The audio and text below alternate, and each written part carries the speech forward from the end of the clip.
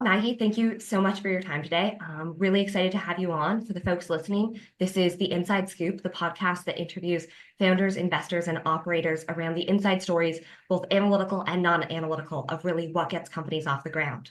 So Maggie, thank you so much for joining us today. Thanks for having me. I'm so happy to be on this podcast. Awesome. First, Maggie, I'd love to hear a little bit more about yourself. You've got such a diverse background from being a founder to working very much within the analytics space. Can you say just a bit more how you came to be where you are? Yeah, sure. So I'm Maggie. I'm the co-founder and CEO of MyCompanions. We build AI tools for creators. We're very passionate about using data and AI to give creators the tools they need to scale and succeed. So a bit about my background. I actually started off by studying journalism and PR. I always loved storytelling, and I realized that data can even tell even more powerful stories, especially in business. So therefore, I ended up studying at UC Berkeley's Haas School of Business undergraduate-based program and also Harvard Business School core program. I also spent some time in startups such as in e-commerce and education tech, learning various roles and also like learning how to wear like different hats. I've worked at Amazon in 2015, making one of their first Tableau dashboards that really opened my eyes to the power of data visualization and analytics and real-time decision making. I also worked at Morgan Stanley, East West Bank, where I managed like 12 analysts there, and also Adobe, working on multiple business segments and really helping the company make data-driven decisions at a large scale across their different product offerings, working with different stakeholders. So all this experience really gave me a solid foundation and how to turn like complex data into like more actionable insights, and just seeing how this data could drive decisions. And all these like various experience I've had, like made me realize that there was a lot of untapped potential in AI and analytics. So along all that, I've been a content creator on Instagram for almost a decade now, and that's where I saw a lot of the challengers like creators face in scaling their business.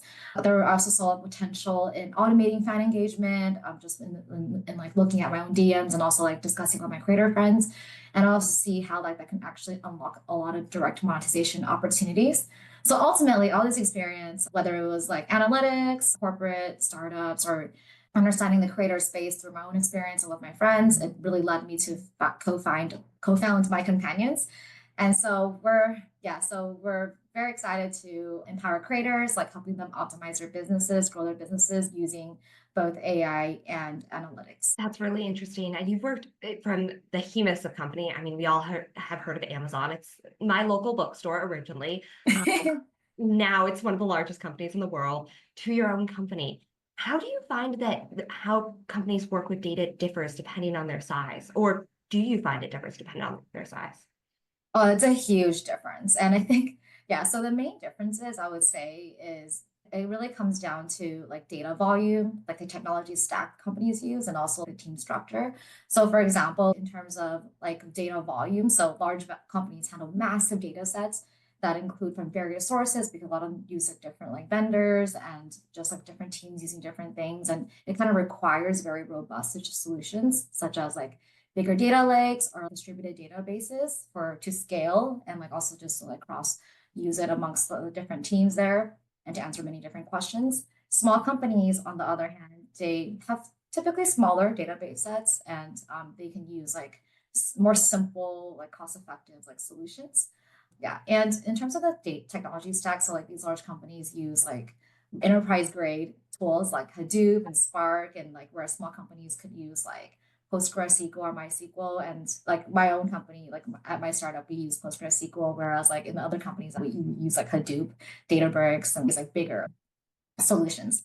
And then lastly, in terms of like team structure, so in large companies, like I was in analytics and like I was very highly specialized into like a specific sort of analytics. And there were teams for like data engineers to like make sure the data was flowing the right way, managing data marts and lakes. There were scientists and there's also analytics and then also like compliant data compliance officers. Like everyone was just handling a very specialized area, and it's a very like segmented approach. And I saw that that would like slow down a lot of decision making just because of the sheer volume of people you have to go through to like get the data, like figure out that's the right column you're using. Whereas small companies, like I feel like everyone is there's more generalists, and like in my own company, like everyone kind of knows how to query and do ad hoc analysis. I even write SQL queries for everyone to like answer like basic business decisions. So yeah, I feel like small companies, they have like people who just like manage a full data pipeline, like a person who just that kind of knows like every most of the things across. It kind of enables like faster analysis, and that like basically in small companies, I feel like it's like more agile because of that. Yeah. I think the last thing, like I'll touch on very briefly, is just like, compliance. Like there with larger companies, there are, and depending on like where they do transactions or like where they have customers, like there are like compliant like laws they have to like follow in terms of data and like how they collect it and everything. So that could also be a difference in like a small company that only operates in specific geos versus like a larger company who is like more international. That makes sense. Do you think some of the compliance and regulations, it's based on company size, or do you think it's also industry type of data? I remember working at JP Morgan, and of course, you have to get to a certain size until you actually handle customer data in banks. There's no two-person bank. Well, there may be a two-person bank. I haven't heard of that necessarily within the bounds of the US. But do you think it's industry-based, size-based, or other metrics that I'm missing too? Yeah, so who is at your company? So like the employees, where are they located? Also just like what levers they have in place to collect about the customers. Like it's kind of like KYC was a huge thing at Amazon, like knowing your customer, making sure like what are some instances of fraud or like instances of risk that they are taking when you allow like operations outside of the locations, and then what kind of tracking there is. So I think it really comes down to like what are some data points depending on the industry and depending like on how you want to market and like what customers you want to collect, like how well do you know them, and like how can you prove in the data that you've done your best to collect these that is compliant with different like locations. Yeah, and so in terms of like data, yeah, so like in United States, or it's like its own like way of doing it, but Europe also has like a very distinct way of like collecting data. So if the company was to do like specific transactions in Europe, like they'll have to like follow those compliance, and the data has to be showing. Whatever, based on the different types of companies that you've worked for, from the behemoths to your own company, what are some of the different types of questions that you use data to help answer? I can share like maybe like three examples. So the first one would be how do we optimize a website to push a product offering without cannibalizing sales of an existing product? Is like really comes down to like how do we segment and personalize user experience. So we look for indicators of like first time or exploratory visitors versus like logged in or existing customers. And all that is like a combination of both like website data and also like maybe like product data, and combining like the user IDs there.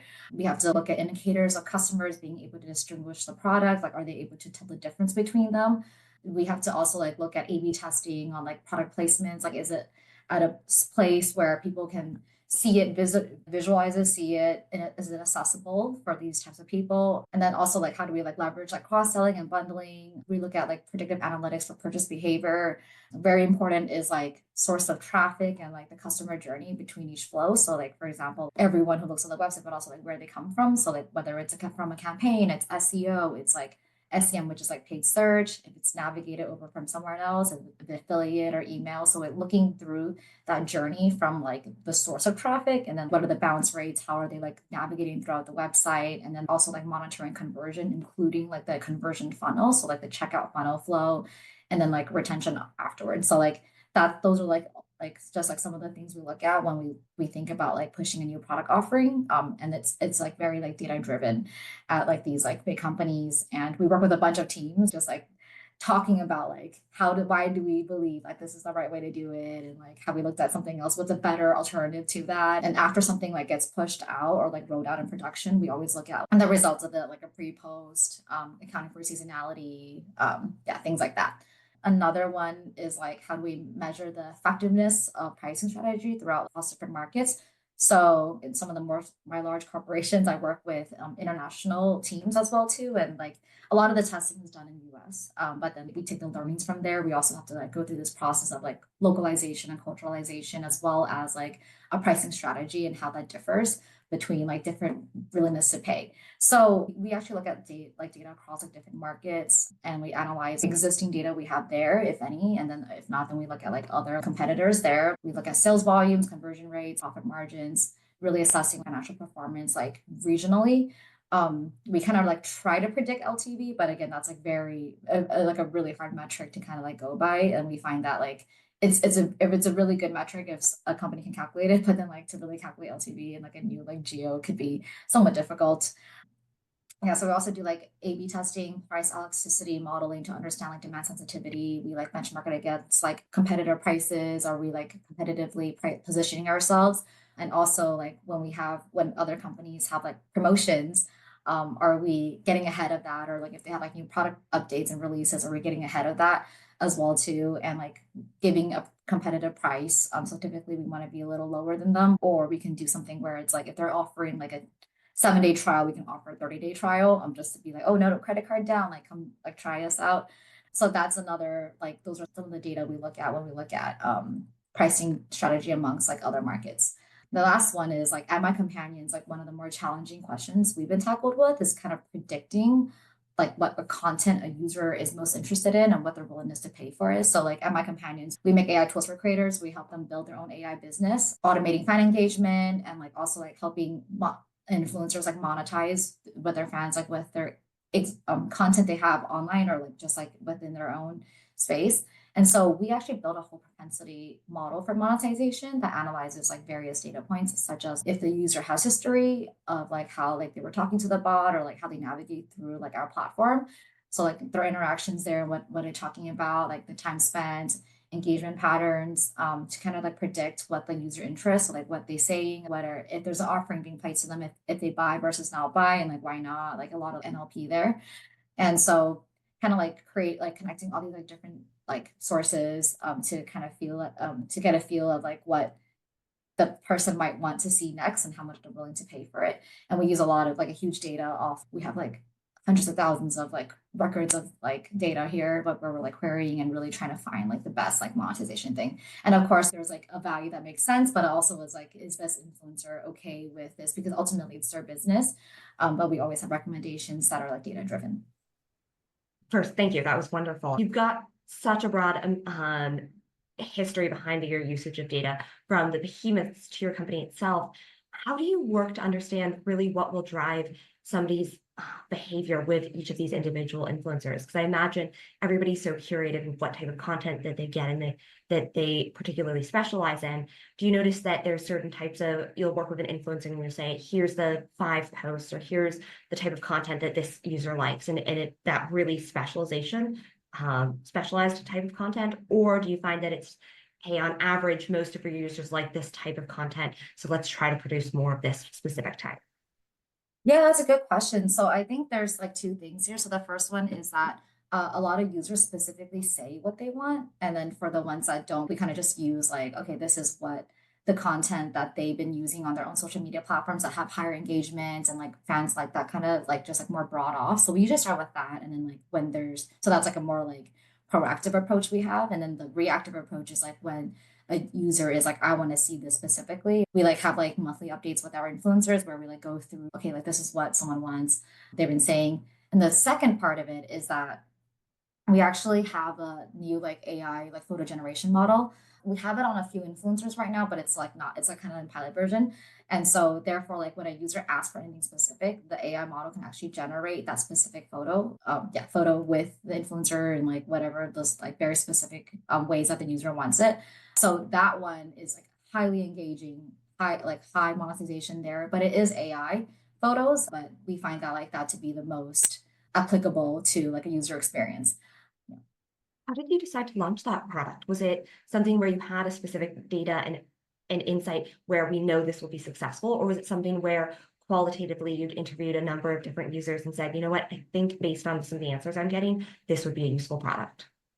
Yeah, so it actually came with a lot of users just asking for very specific things. And then like we don't have that content because a lot of the content we like initially sold with were like like their real content. And so they would get frustrated and they're like, I'm willing to like we like see the data come in, they're like, I'm willing to pay like hundreds for this photo, like just get this. But like being a content creator is very time consuming and like you just cannot do all the content that everyone asks for. When we have this, like where it's like the user gets whatever they want always, and like we see that like payment just like reflect that because like they're willing to pay for it, they're getting what they want. Because we have a chat, it's basically a chat bot. So like having that photo and conversation together like really makes it more immersive and engaging. That makes a lot of sense, especially how you thought through and how you collected the insights that you'd already gotten and chose to launch the new product. For Yeah. we talked a lot about data and we've hinted at AI. How do you see AI changing the data landscape? I think there's going to be a more demand for more data for AI, and also a movement of like not just a traditional like metrics we look at, but also just all types of unstructured data. I think like for AI to work well, like it does require like more like data. So for example, like location of someone, like some like environmental factors, behaviors, like so AI works really well when you feed it. AI is basically the outputs of it depends on like what you give it, like in terms of a business. So like you have to like make sure you prompt it correctly and like to be very specific as much as possible. AI really helps us like rethink how we view data in real time. I think the best part about it is it can use all these like different types and sources of data and really give a good prediction of like what's going to happen next. I think it does really well in predictive analytics. It guides like smart decisions, and it also is really good at personalization. And that's like basically the bread and butter of my company. Because it's like, how do we create a personalized experience? This wouldn't have been possible without AI. And like at that speed, at that like engagement format. So I think AI is like it's basically having companies like shift from tracking more traditional isolated metrics, and now we're like, hey, let's get everything, because they're able to query so quickly, so much more faster than traditional data like analysis methods. And so that's been super helpful at MyCompanions too, because we're able to get a fuller picture as long as we feed it the data. So I'm curious, I've seen a lot of different types of tools around content generation, whether we've all used ChatGPT and whatnot, or tried to create a number of different Dolly type photos with some great success, some limited success. I struggled to get Dolly to actually put a clock at midnight for about 10 minutes before I finally gave up for 15 different photos. But are there any types of AI tools that you really like to use with data, whether at any part of the data aggregation, or data relationship development or data management process? So I really like, I don't know if I'm saying it right, but it's called KNIME, KNIME. It really helped us like build our data dashboards in like less than a day. And I would say it's because not because like we actually like are like technical. Actually, my co-founder actually built it, and he just used like the AI help on the sidebar. It's like you can kind of prompt the software to like give you answers on how to do certain things. And I think a lot of the time spent on like data analysis before, or like even someone starting off, was like, why is this not working? And it's like, oh, you missed a comma here, or like a parentheses there, like when you query the data using SQL. It's like a really good, powerful AI like help desk in a way. And I think that really enables companies to get what data questions they want like done quicker, and like if you need to convert things. So I think traditionally, like back then I used ETL or other like very like here, yeah, you have to, it's basically trial and error. It's like you write a query and you execute it and there's something wrong, and like I'm trying to find the error for another 2 hours. I'm like, why doesn't it work? But now with KNIME, it's something's not working, and it's like, here's not what's working, this is a solution for it, and we can just build up something really fast. So I really like that AI thing. And I know that Tableau also has AI a new AI offering as well too. They don't give a free trial, so I didn't try it out, but based on what the demo was, it looked pretty cool. It's just expensive, and so for something I can't even try, I didn't want to use that. Yeah. We also used Alteryx, but then I think there is a higher bar for like technical acumen before like you can set it all up. So I think the setting up part was like probably the hardest part. It was yeah, like I think KNIME was really good with putting together different tables that like may not have the columns are not like labeled the same, like conversion or like integers, like formats. Yeah. That that makes sense. And yeah, I've been looking, and my understanding is KNIME is based for specifically around data scientists. So and that makes perfect sense given your current role and how technical you are. Um, Yeah. for yourself, you've taken a number of different courses, from Berkeley to Wharton to Harvard. How do you see the role of taking these types of courses for ongoing learning versus what you just said, trying tools out themselves, learning from others, and learning on the job? So how do you kind of see that more traditional academic schooling mixing in with your ongoing thirst for knowledge? And I know how much you learn on the job, from whether it's your full-time job or your first full-time job or your second full-time job starting the company. Yeah, no, that's a good question. So yeah, so I think they're both really important, but the classes, what I really liked. So at UC Berkeley, I actually had an opportunity to go make a hands-on experience with making a comprehensive strategic plan. So I actually visited Apple in person because of the UC Berkeley partnership they had with them, signed an NDA, learned a lot of confidential things about like their strategy and like, what are they doing there. And I was able to analyze their product differentiation and like low-cost strategy, explore how they can sustain like innovation and profitability. This is in 2014. And so that was very valuable for me because I was able to apply these like business concepts into what I do now, and just like looking at like learning how to put together a deck that was very comprehensive, looking at different things. That's how I like craft my strategies today. And at Wharton, I did the business analytics program. So I learned like very like essential like data driven, like decision making techniques like machine learning, predictive analytics, statistical methods, also with hands-on experience in like Python, R and SQL. Hands-on, not like yeah, not like that much.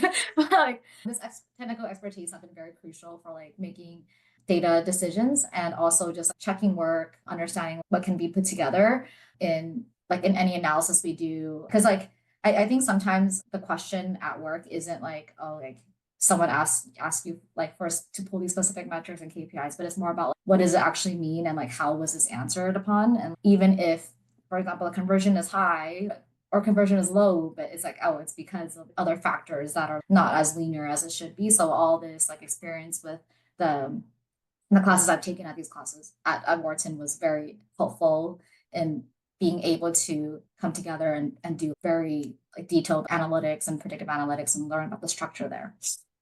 That's really fascinating, especially to hear how you mix both the practical hands-on learning with a lot of the book learning with what you're doing day to day. Another way I know that you've worked, especially to learn and outside education, is just around a number of the influential individuals that you've met over the past year, from Sam Altman to Sundar to Kai-Fu Lee. I'd love to hear a little bit more about what you've learned from them, from whether it's one of them or each of them, and what some of the insights that you've gained are. Yeah, so all three of them have been very inspirational, and like I've been following them for some time before I saw them in person. And so I really like how they are like, technology pioneers, but they also really do believe in the potential of AI to shape the future. And that's really bullish for everyone in the industry. I like how all three of them, they want to use like innovation to kind of benefit society. They're really passionate about like how AI can help the world.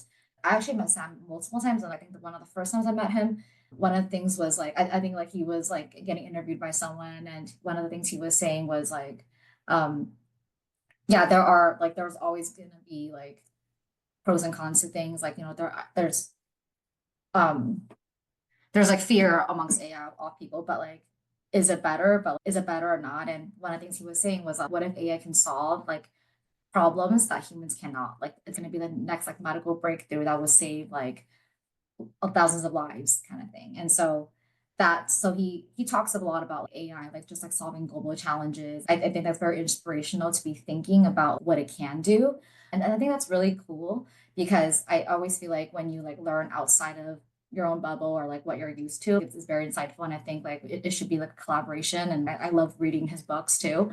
And then Sundar I like how he like is very top of mind on like privacy, inclusion, running a big company with all these like regulations, like it kind of requires that. So yeah, I think their strategies are like a little different from each other, or kind of different from each other, but like at the core, I like how like they're both three very passionate leaders. They want to use technology for positive like change in the world, and they are true believers in AI.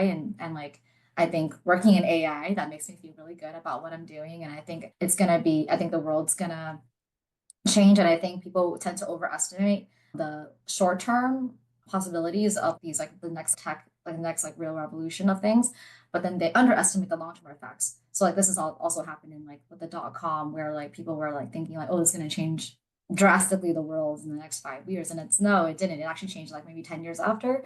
And so I think like in being in AI and being in this space is like super exciting, and I like love reading anything that like Sam, Kai-Fu, or Sundar like publishes or speaks about.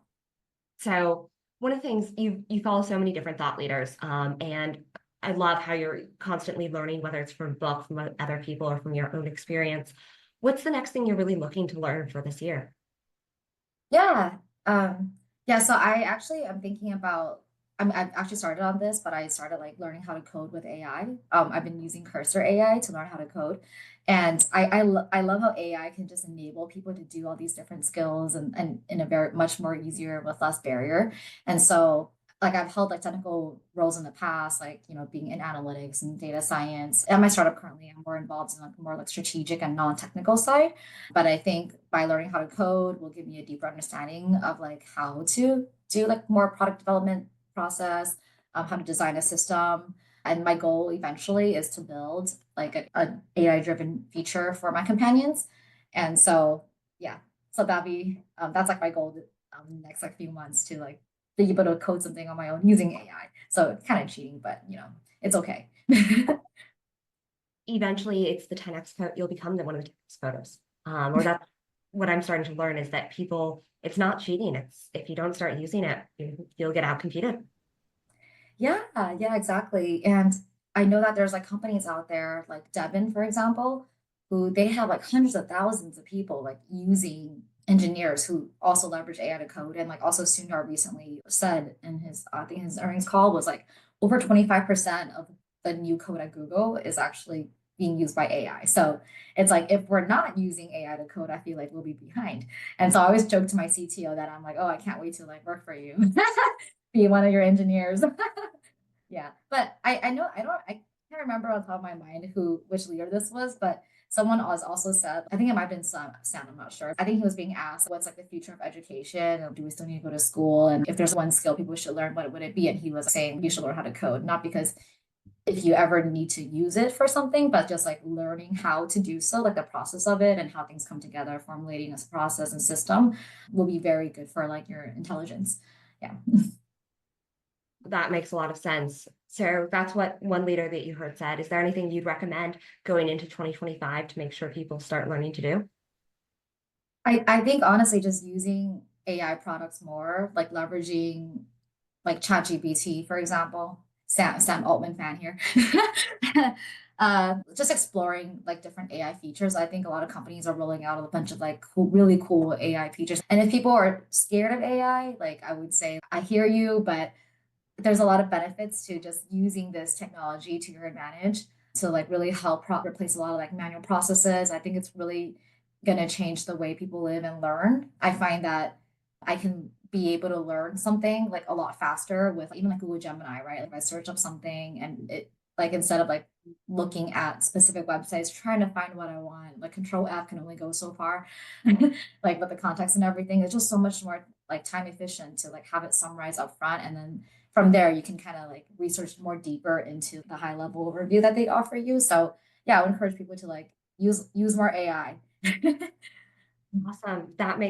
That's one great way to end this conversation, but then also start 2025 for the folks listening, since we'll be releasing this towards the end of the 2024. Maggie, thank you so much for your time today. It's been really great hearing your insights. Thank you so much for having me. Well, thank you everybody listening. This has been another episode of The Inside Scoop.